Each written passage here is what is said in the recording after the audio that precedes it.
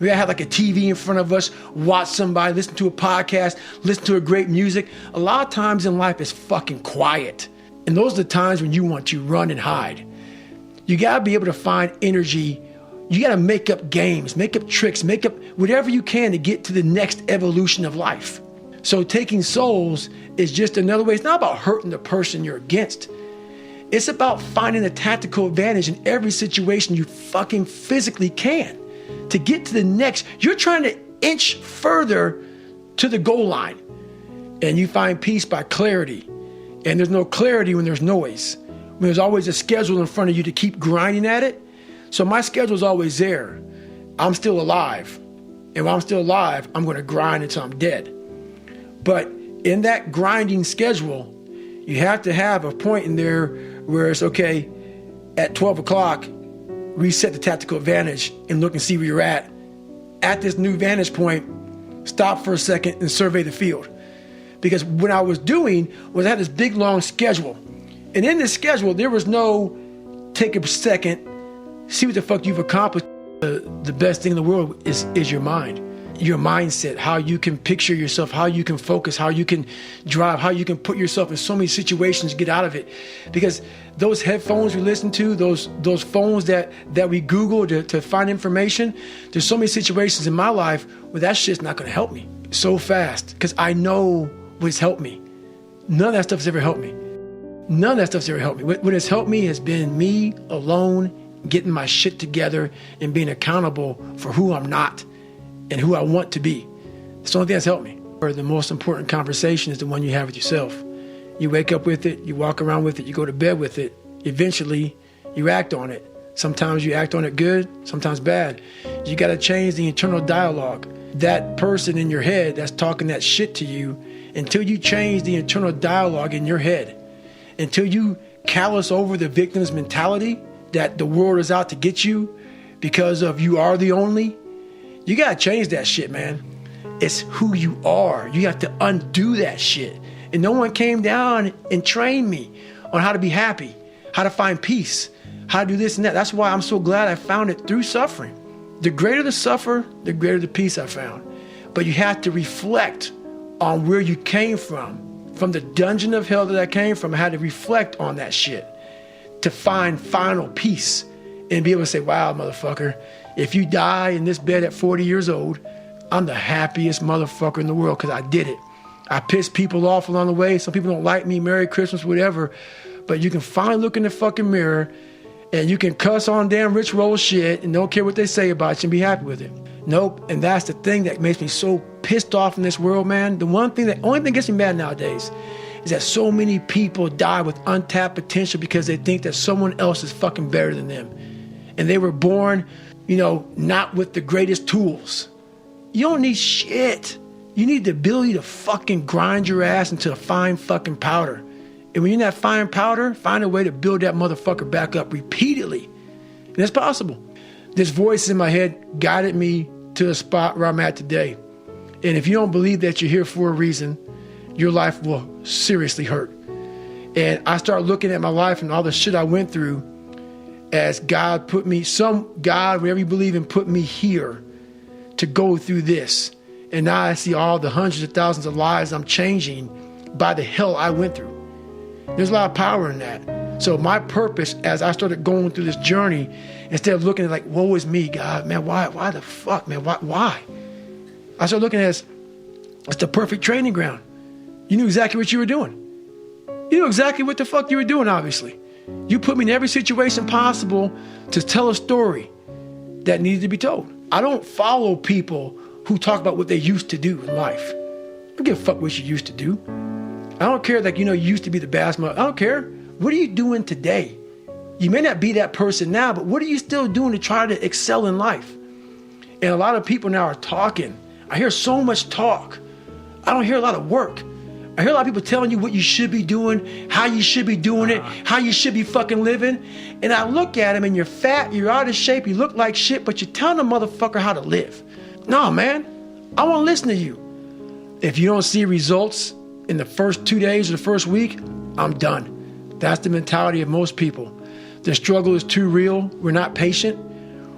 like in a world where you can Google the best restaurants around me right now, no one is patient.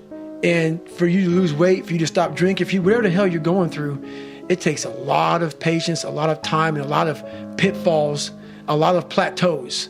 You're gonna hit so many fucking plateaus. If you don't know how to get around that plateau, it's not gonna happen fast.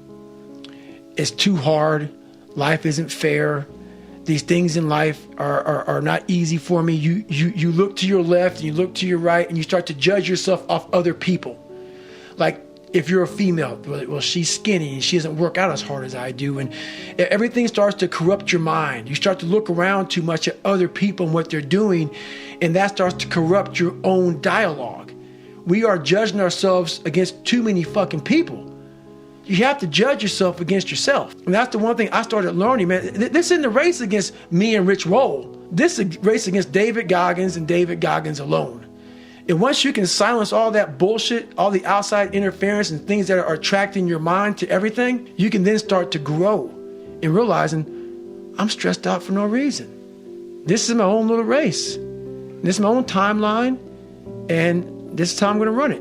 I don't think enough about people that have wronged me, or situations that have wronged me, because once you've come to a place where you are really happy with who you are in life, no one fucks with you anymore. Even though they're fucking with you, it doesn't fuck with you. It doesn't fuck with you. You know, like all these, I used to be so hurt by everything in the military, and if someone did something or said something, like, man, I have overcome so much shit. There's not, I'm just in a really good headspace right now. My headspace, I own it. A lot of people own other people's headspace. I own my own shit now.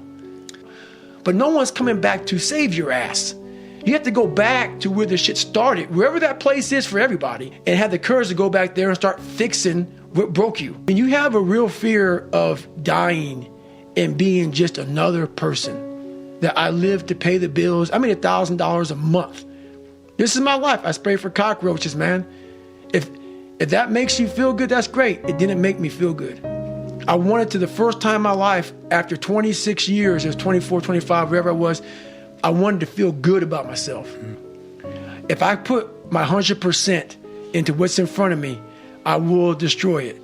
If I'm out here just multitasking and shit, I'm gonna half-ass everything I do.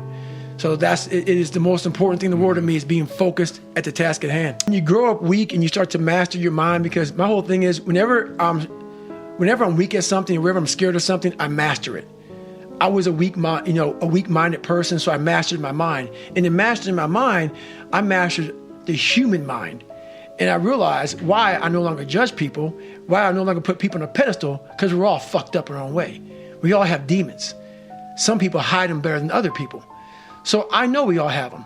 But me knowing that, I know that most alpha males are very fragile. Very fragile. They never want to see another person harder than them. I'm going to keep on grinding.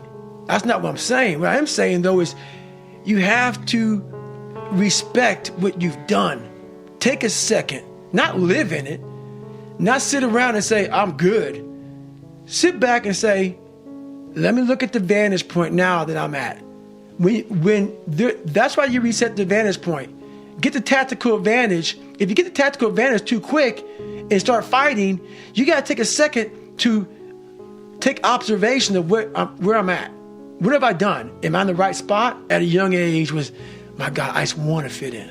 I want to fit in. I want you to like me. So that's a horrible fucking place to be in life, because you lose yourself. When you want to fit in with people so badly, normal fucking people, no better than you. You do whatever you can to fit in. And that's a bad place to be. You lose yourself in trying to create a character that other people will accept. And that's where I found a lot of joy, man. This is God. This is me. I speak in the third person. I'm fucked up. I got some shit going on. I'm still working on myself. Take it or leave it. You don't like me? Take a number and get in line, man. Nothing's a permanent fix, man. That's why I grind every day, because nothing is permanent. You have to do that every day, man. A lot of us are you become complacent. You become very civilized in life. You know, the worst thing that can happen to a person is you become civilized. When you get to that point where you believe that you've arrived, and that's exactly when it's over. That mindset right there, to me, is death. I'm not saying you can go as hard as you did when you were 20, or now at 43, but there's a new bar that you must always set in your life. And once you become complacent and you become civilized, you've arrived, you're no good for anybody. There are no good old days. There are no good old days. You gotta go back and use it for strength, man, but it's where you're at now. There was no growth until I cut myself down to nothing, to the person I really was, the real human being. And once I found out who I really was, that's when I started growing. I was trying to build on top of a lied, fucked up foundation. You can't build a house on a fucked up foundation. So I had to get down to the actual mineral soil of who I was, and that's when you can start real growth.